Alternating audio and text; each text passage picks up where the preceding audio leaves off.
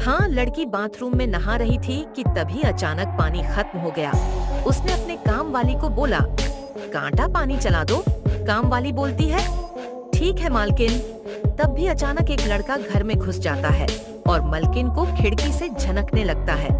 तभी जो लड़की के साथ जो हुआ। बेटा, मुझे देखकर इग्नोर मत करना। इस बार जो भी एग्जाम में पास होना चाहता है मैं पास कर दूंगी, मगर मेरा भी एक काम करना होगा। तुम्हें इस वीडियो को एक लाइक और चैनल को सब्सक्राइब करना होगा और 5 सच्चे मित्र को शेयर करना होगा। और मेरे बेटे जाते जाते कमेंट में सरस्वती मान ले। उसके खराब काम वाली भी लड़के का वीडियो बना लेता है।